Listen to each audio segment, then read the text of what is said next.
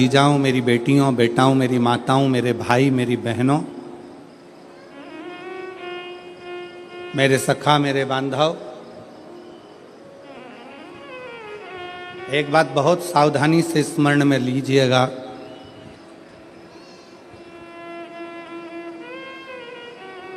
अगर आपके दिल में शिव महापुराण की कथा सुनने की उमंग, तुम्हारे दिल में भगवान शंकर की कथा सुनने का उत्साह, तुम्हारे दिल में भगवान शंकर की कथा में पहुंचने की उमंग, उत्साह अगर तुम्हारे दिल में आया है तो समझ लेना कि अब हम बार बार जन्म नहीं लेंगे और बार बार मृत्यु के प्रपंच में नहीं पड़ेंगे। अब हमें शिव मिल गया, अब हमें शंकर मिल गए, अब हमें शिव की प्राप्ति हो गई।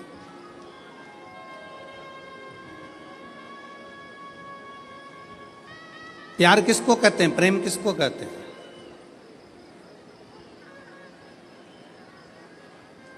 प्रेम की परिभाषा क्या है?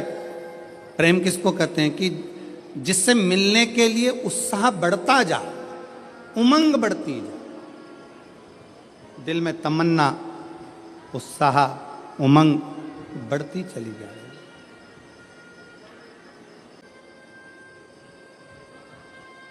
मेरी बहनें जितनी बैठी हैं, मेरी जीजियाँ जितनी बैठी हैं, मेरे जीजा जितने बैठे हैं, मेरे भाई जितने बैठे हैं, मेरी माताएं, मेरे बंधु जितने बैठे हैं, आप अपने घर में थे, पहले दिन की कथा सुनने के लिए आप आ गए।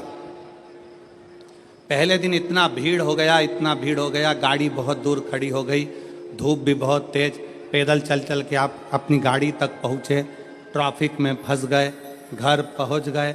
अब आपने सोचा कि अब एक काम करूंगी, मैं तो टीवी पर कथा सुन लूंगी, कल नहीं जाऊंगी। पर जैसे ही कल हुआ और वापिस तुम्हारे मन में नी, 5 दिन की तो कथा है, चाहे कुछ भी हो जाए मैं तो जाऊंगी, चाहे कुछ नहीं। कभी स्मरण करिएगा आप, विचार करिएगा आप कि रावण में ऐसा क्या था कि रावण भगवान शंकर के कैलाश पर्वत को उठाने में लग गया, भगवान शंकर के शिवलिंग को ले जाने में लग गया। आखिर वो कैलाश पर्वत में, वो शिवलिंग में ऐसा क्या है जिसको वो उठाना चाहता है, जिसको वो उठा। शिव महापुराण की कथा कहती है, रावण ने अपने भाई कुबेर को सताकर कुबेर के सिंहासन को छुड़ा लिया। रावण ने अपने भाई कुबेर को सताकर उसका पुष्पक विमान भी ले लिया, पर रावण कुबेर का सिंहासन उठाकर ले गया। रावण कुबेर का पुष्पक विमान लेकर चले गया, पर रावण कुबेर के सिंहासन पर बैठ नहीं पाया। रावण कुबेर के सिंहासन पर, कुबेर की गादी पर बैठ नहीं सका, बैठ नहीं पाया।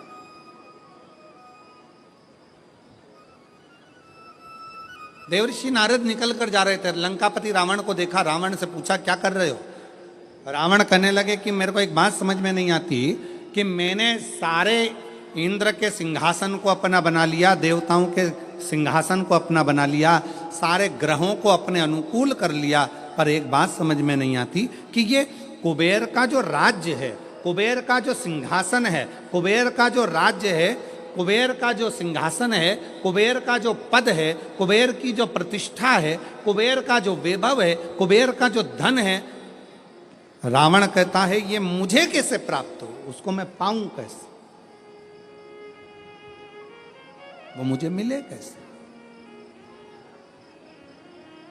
वो मुझे प्राप्त कैसे हो? देवऋषि नारद ने कहा,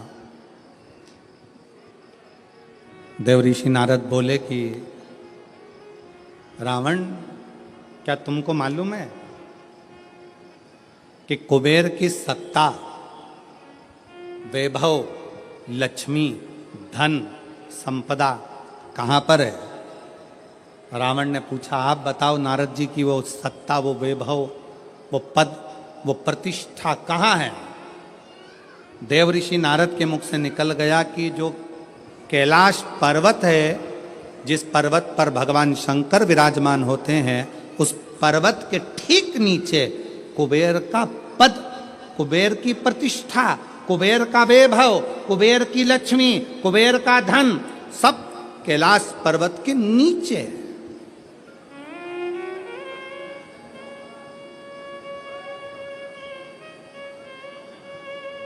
और एक बात बहुत सावधानी से स्मरण करिएगा, आप सबसे निवेदन है, जितने आस्था चैनल पर कथा सुन रहे हैं, जितने फेसबुक पर कथा सुन रहे हैं, जितने यूट्यूब पर कथा सुन रहे हैं और जितने इस पवित्र प्रांगण के अंदर बैठकर कथा सुन रहे हैं, आप सबसे निवेदन करेंगे कि कुबेर का पद, कुबेर का वैभव, कुबेर की प्रतिष्ठा, कुबेर का धन, कुबेर की लक्ष्मी सारी की सारी कैलाश पर्वत के नीचे है, अर्थात शंकर भगवान के चरणों में, शंकर भगवान के नीचे ये सारा धन, वैभव, प्रतिष्ठा सब दबी पड़ी हुई है।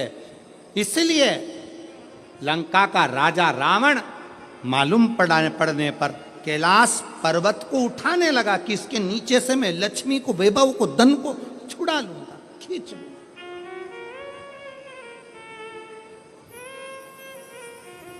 पर वो मिलता नहीं है, पर वो प्राप्त नहीं हुआ, पर वो मिला नहीं।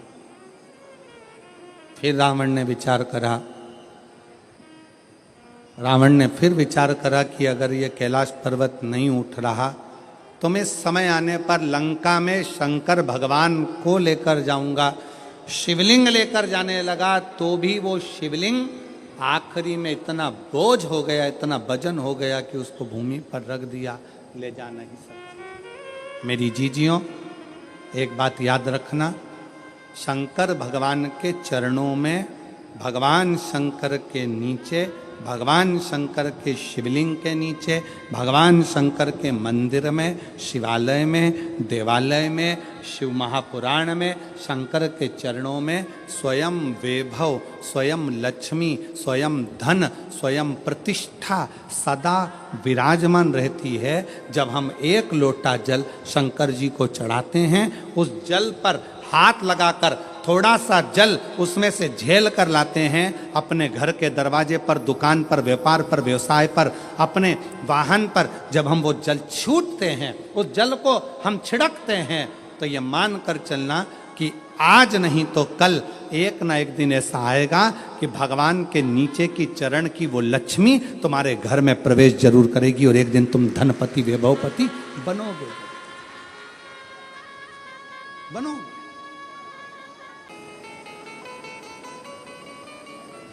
इन हाथों की रकीलें अगर गलत हैं, ज्योतिषाचार्य ने कह दिया कि ये रेखाएं तुम्हारी गड़बड़ हैं, ये रेखाएं गलत हैं, तो इन हाथों में जल का भरा हुआ एक लोटा पकड़ाओ, इस हाथों से शिव जी को जल चढ़ाना प्रारंभ करो, इन हाथों से शिव मंदिर में सफाई करना प्रारंभ करो, हाथों की रकीलें धीरे धीरे सुलझना प्रारंभ हो जाएगी और तुम्हारा जीवन श्रेष्ठ होता चलेगा, जीवन श्रेष्ठ होगा। ये भाग्य की रेखाओं में, ये भाग्य की रेखाओं में अगर कुछ गलत लिखा गया है, इसको शिव मंदिर में, शिवालय में, भगवान शंकर के चरणों में इस मस्तक को झुकाना प्रारंभ करिए।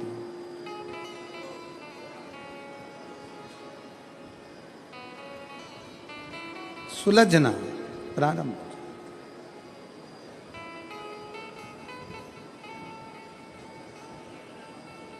पर उसमें सबसे मूल है अपने मन का संयम।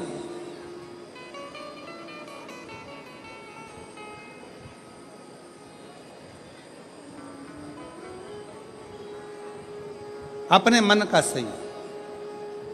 एक प्रश्न आपसे करेंगे, उत्तर दीजिएगा। एक तरफ शैतान है, राक्षस है, और दूसरी तरफ समुद्र है। आपसे कहा जाए कि इन दोनों में से एक को चुन लीजिए, एक तरफ समुद्र है, दूसरी तरफ राक्षस शैतान है। आप क्या चुनोगे? उत्तर दो। एक तरफ समुद्र है, एक तरफ राक्षस है, शैतान है, वो उधर से बढ़ रहा है, समुद्र की लहरें इधर से बढ़ रही है। आप दोनों में से क्या चुनना पसंद करोगे? क्योंकि इधर भी मरना है, उधर भी मरना है।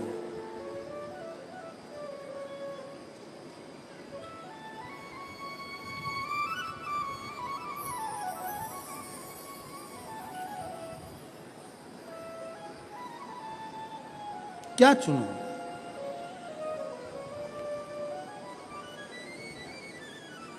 तो हो सकता है आप में से आधे लोग कहें कि हम समुद्र को चुन लेंगे, कोई कहे हम राक्षस को, शैतान को चुन लेंगे।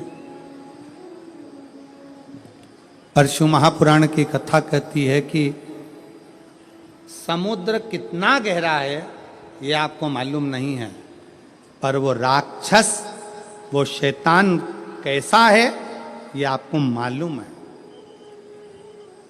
तो प्रयास करना कि वो राक्षस को चुनना श्रेष्ठ है कि कम से कम ये राक्षस है, ये हमको मालूम है, इसको कैसे डील करना है ये हमको मालूम है, ये कैसे इसको संभालना है ये हमको मालूम है। हम उस राक्षस को छोड़कर अगर समुद्र के पास जाएंगे, दिख तो अच्छा रहा है, लहरें भी अच्छी लग रही है, पर यह कितना गहरा होगा और कितनी गहराई में ले जाएगा और कब समाप्त कर देगा पता नहीं चल पाएगा, पता नहीं चल दिखेगा।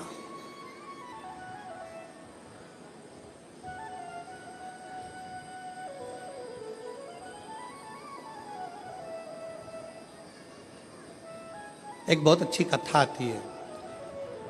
एक गांव का व्यक्ति अपना गांव छोड़ रहा है। क्यों? उसकी फैक्ट्री थी, बिक गई, उसका व्यापार था, बंद हो गया, परिवार वाले भी उसको चोट दे दी, परेशान कर दिया।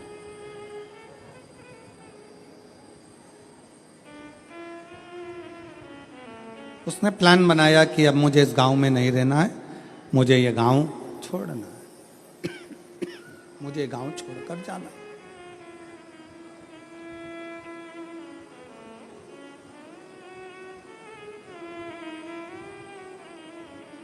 पूरा फैक्ट्री बेच दिया, घर बेच दिया, जमीन बेच दी, सब कुछ बेचकर धन एकत्रित करा, घोड़े पर बैठ गया, घोड़े पर बैठकर और सब बेचकर परेशान होकर वहां से चल दिया। 60 किलोमीटर दूर दूसरा गांव था, वहां पहुंच गया। गांव में जाकर देखा तो गांव के लोग आम के पेड़ के नीचे, पीपल के पेड़ के नीचे बैठे हुए हैं, बातचीत कर रहे हैं, सब आपस में बातें कर रहे थे। इस व्यक्ति ने अपना घोड़ा रोका, घोड़ा रोककर नीचे उतरकर उनके पास जाकर बैठा और बैठकर उसने पूछा, भैया एक बात पूछना चाहता हूं, क्या आप मुझे बताओगे? बोलो क्या बात पूछना है, क्या पूछना चाहते हो? भैया ये बताओ यहां के लोग कैसे?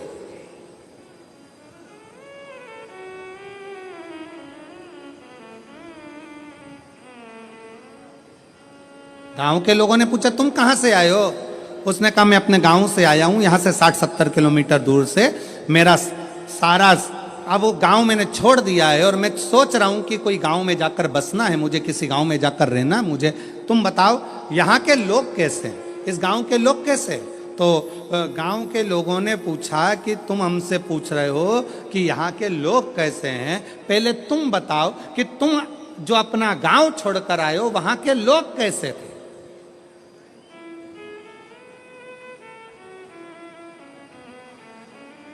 उस व्यक्ति ने कहा वहां हमारे गांव के लोग इतने दुष्ट, पक्के रावण, कंस की औलाद, इतने गंदे इतने गंदे पूछो मत। झूठ, प्रपंच, बेईमानी, छल सब उसमें भरा हुआ। अच्छा, हाँ, अब आप बताओ आपके गांव के लोग कैसे हैं? तो उन्होंने कहा भैया तुम जो बोल रहे हो बिल्कुल वैसे की वैसे ही हमारे गांव के लोग भी हैं। अब उसने मन में सोचा कि अपना गांव का सामान बेच कर आया और यहाँ के लोग भी ऐसे ही हैं, तो क्या मतलब यहाँ रहने से, और आगे बढ़ा। 200 किलोमीटर दूर आगे जाने पर फिर एक गांव में पहुंचा। एक गांव में पहुंचा तो वहाँ पर लोग बैठे हुए थे, बातचीत कर रहे थे। ये उतर कर फिर गया, इसने जाकर पूछा क्यों भैया क्या बात है? गांव के लोगों ने पूछा तुम कौन हो? मैं 200 किलोमीटर दूर मेरा गांव था, सब कुछ बेचकर मुझे बसना है, कोई अच्छा गांव ढूंढ रहा हूं। अच्छा, तो अब ये बताओ कि आपके गांव के लोग कैसे हैं? उसने कहा हमारे गांव के लोग, हाँ पहले ये बताओ कि तुम्हारे गांव के लोग कैसे थे? घोड़े पर बैठा हुआ व्यक्ति ने कहा मेरे गांव के लोग, हाँ। उसने विचार करा, अभी पहले वालों को बताया ऐसा ऐसे थे, इसने अब अपनी बात को पलट दिया और यहां पर बोला मेरे गांव के लोग एकदम संत तुकाराम जैसे, मेरे गांव के लोग एकदम संत नामदेव जी जैसे, मेरे गांव के लोग मीराबाई जैसे, मेरे गांव के लोग तुलसीदास जैसे, मेरे गांव के लोग तो इतने धर्मात्मा, इतने पुण्यात्मा, इतने भजन करने वाले, इतना कीर्तन करने वाले, इतना मंत्र जाप करने वाले, मेरा गांव का लोग इतना सत्यवादी, पूछो मत।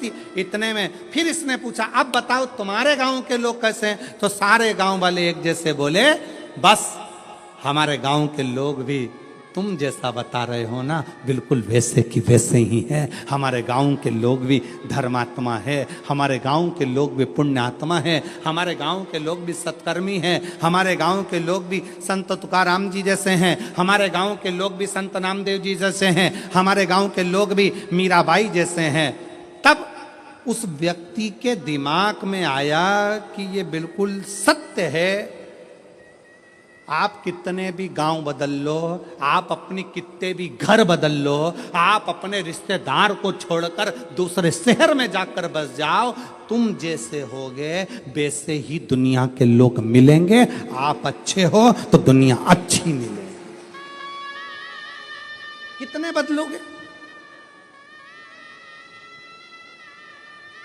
शहादा छोड़ा पूना चले गए, पूना छोड़ा मालेगांव चले गए, मालेगांव छोड़ा लातूर चले गए, लातूर छोड़ा नागपुर चले गए, नागपुर छोड़ा मुंबई चले गए। और वहां पर भी जाकर के हम तो जैसे थे, हमारे गांव के लोग जैसे पहले थे, जैसे हमारे आसपास के लोग ईर्ष्या रखते थे, जैसे हमारे गांव के लोग वैसा करते थे, वैसे की वैसे यहाँ मिल रहा है। उसका कारण क्या है?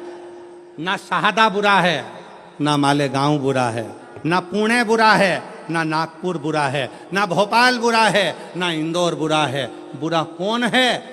हमारी सोच कि हम दिन भर एक दूसरे में बुराइयां ढूंढते रहते हैं। मेरा पड़ोसी ऐसा, मेरा रिश्तेदार वैसा, मेरा देवर ऐसा, मेरी देवरानी ऐसी, मेरी जेठानी ऐसी, मेरा परिवार ऐसा, मेरा कुटुंब ऐसा, मेरा कबीला ऐसा। हम दिन रात अपने गांव में रहकर, अपने घर में रहकर भी हम दिन भर बुराई ढूंढते थे। तो तुम अच्छे से अच्छे बंगले में जाकर रह लो, वहां भी तुमको बुराई ही मिलेगी। तुम अच्छे से अच्छे 5 स्टार होटल में रह लो, वहां पर तुमको बुराई ही मिलेगी। और जब तुम्हारी आदत हो गई छोटे से घर में भी अगर तुम दिल बड़ा रखकर प्रेम के साथ रहते हो ना, तो तुम जहां रहोगे ना वहां पर भी तुमको आनंद की अनुभूति होती रहेगी, प्रसन्नता मिलती रहेगी वहां पर।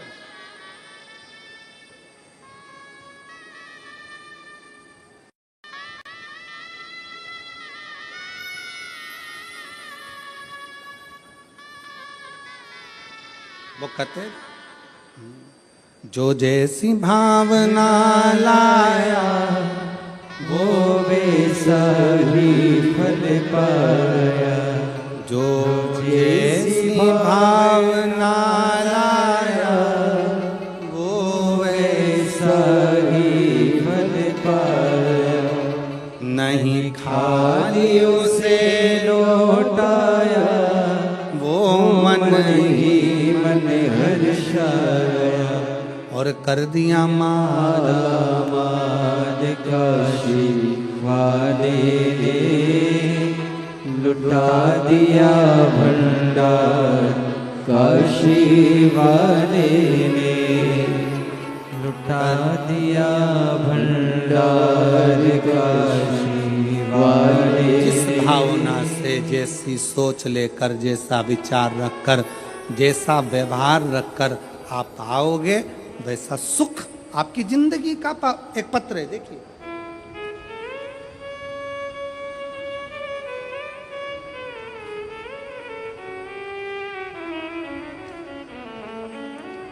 मेरा नाम ललिता परमेश्वर पाटोले, मैं नासिक महाराष्ट्र से हूँ। मेरा मोबाइल नंबर ये है। मेरा नाम ललिता परमेश्वर पाटोले, मैं नासिक महाराष्ट्र से हूँ। मेरा मोबाइल नंबर ये है। कहीं बैठी हों तो हाथ हिला सकती हैं, और अगर कहीं बैठी हों तो बेलपत्र लेने के लिए आ सकती हैं। बाबा, मेरे पति, पत्र को आप लोग एलईडी पर पढ़ सकते हैं। कहीं एलईडी है, उन पर पत्र चल रहा है, एलईडी पर पत्र पढ़ सकते हैं। बाबा, मेरे पति आर्मी से रिटायर हैं। वे अब रिक्शा चलाते हैं और पढ़ाई भी करते हैं। आर्मी से रिटायर होने के बाद मेरे पति रिक्शा चलाते हैं और पढ़ाई भी करते हैं। 2023 को नासिक में कथा चल रही थी, जब दादा बाबू भूसे ने उस पवित्र कथा का लाभ हमको दिया था। हम लोग नासिक के उस पवित्र कथा को सुन रहे थे। मेरे पति आपको नहीं मानते थे, ना मेरे पति आपको जानते थे, ना मानते थे। गुरुदेव, उनका विश्वास नहीं था, क्योंकि मिलिट्री में सर्विस करते थे। जैसी सोच थी वैसे अनुकूल वो रहेगा। मैंने अपने पति से कहा, आप भले कथा सुनने मत जाओ, मुझे पंडाल के बाहर छोड़कर आ जाओ। मेरे पति मुझे पंडाल के बाहर छोड़ने आते थे, चले जाते थे। तब वो तीसरे दिन पंडाल में भीड़ के वजह से रुक गए। उन्होंने कहा, भीड़ ज़्यादा है, वापिस लेने कैसे आऊँगा? तो उन्होंने गाड़ी खड़ी कर कर तीसरे दिन की कथा में पंडाल में ही रुक गए। पंडाल में रुके। उस दिन धूलिया से एक औरत पैदल आई थी। उसे देखकर मेरे पति के आंखों में आंसू आए। बाबा सबकी सुनता है।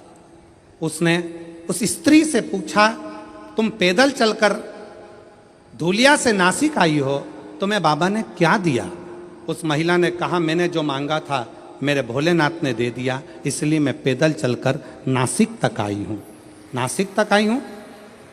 मेरे पति को लगा मैं आर्मी से रिटायर हूँ, अब रिक्शा चलाता हूँ, पर मेरी कोई सरकारी नौकरी नहीं लग रही है, मेरे बेटे की भी नौकरी नहीं लग रही है। आज कथा का तीसरा दिन है।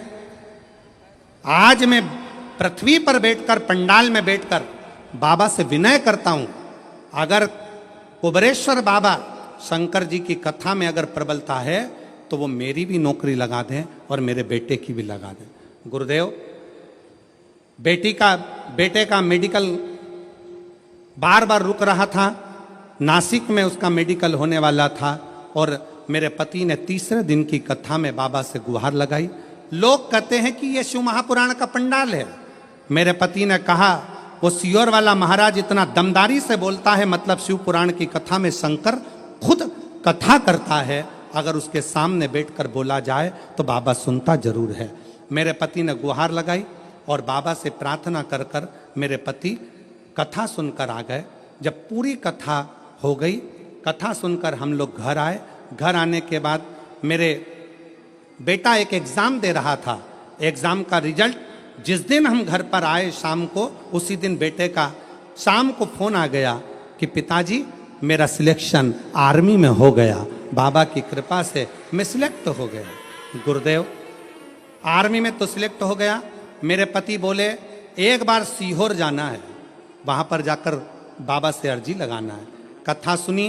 15 दिन बाद सीहोर पहुँच गए। सीहोर में कंकर शंकर की पूजन कर कर कहा, बाबा तूने मेरे बेटे की तो नौकरी लगा दी, बस मैं बचा हूँ, आर्मी से रिटायर हुआ हूँ, रिक्शा चलाता हूँ, तू मेरी और नौकरी लगा दे। बाबा की ऐसी कृपा हुई कि बाबा की कृपा से आज ऐसी करुणा, सीहोर से आने के बाद 3 महीना भी पूरा नहीं हुआ और बाबा की कृपा से मेरा बॉम्बे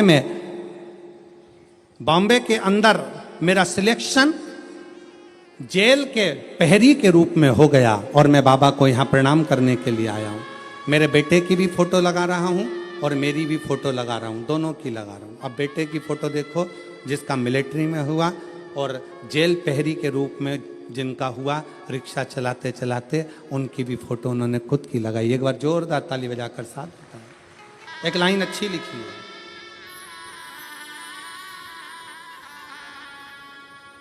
बोलो जरा लाइन को आप लोग बोलो एलईडी पर पढ़ के।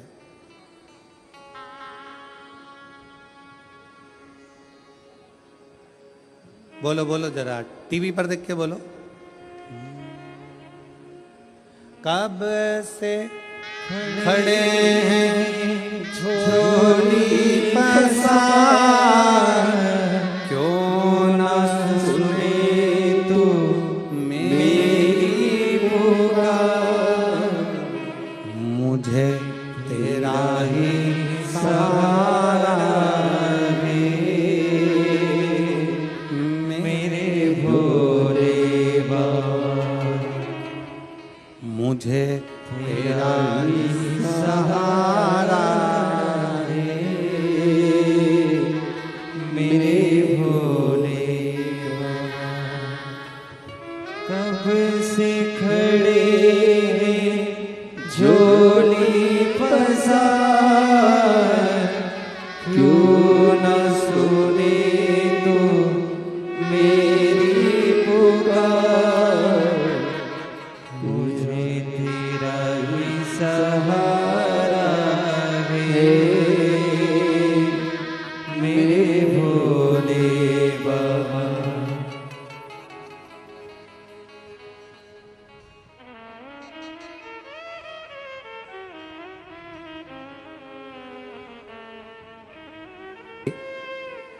पुनः वापिस नौकरी लगी, बेटे की भी नौकरी लगी। एक बार जोरदार ताली बजाकर स्वागत करिए। और मुझे तेरा ही सहारा है,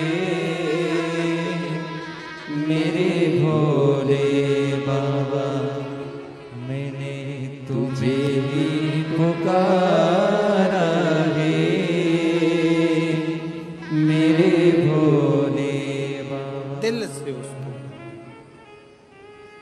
कल कथा में कहा था, दुनिया की निगाह में ये केवल कथा का पंडाल है।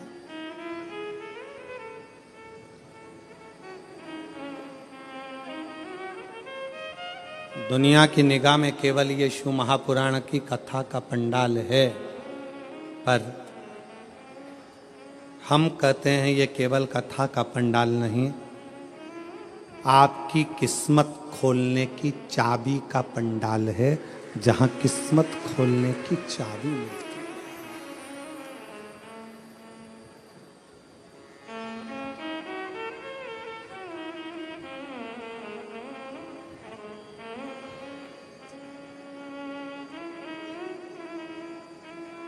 और मुझे तेरा ही सहारा है,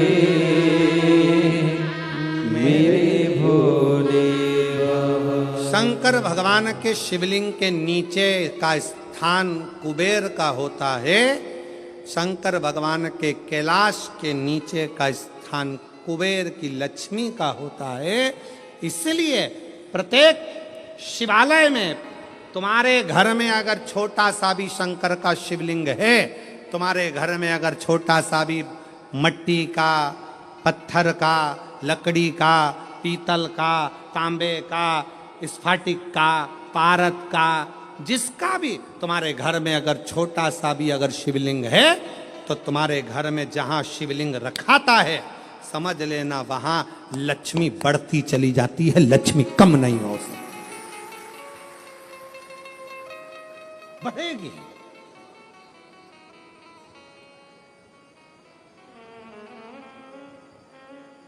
बस दो चीजों का स्मरण रखिए, एक अपने खानदान का और दूसरे अपने खान पान का।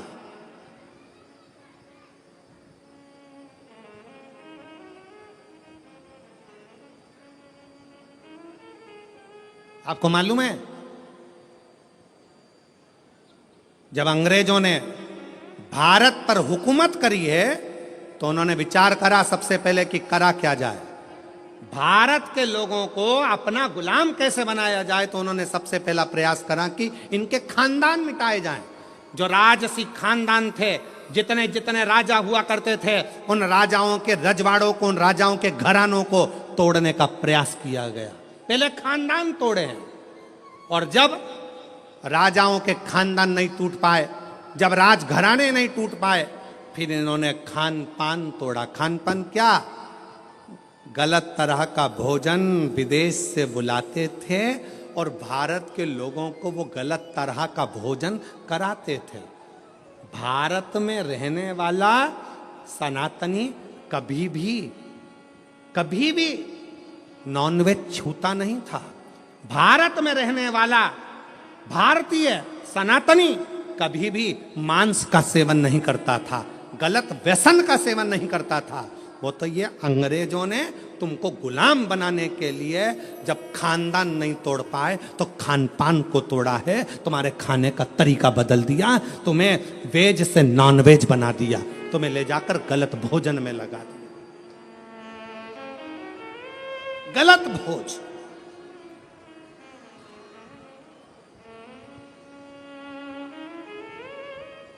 क्यों इतनी बीमारियां पनप रही हैं?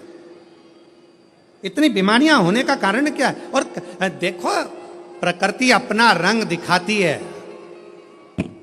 जिन जिन देशों में जिंदा जिंदा जीवों को तलकर तड़फा कर मारते हैं, उन देशों की हालत आज देख लो कि ऐसा भूकंप आया कि बिल्डिंगें धाती चली गई और कितने लाख, कितने लोग उस बिल्डिंग में दब दब के मर गए। लोगों को मालूम तक नहीं है कि कितने मर गए, कितने मरे।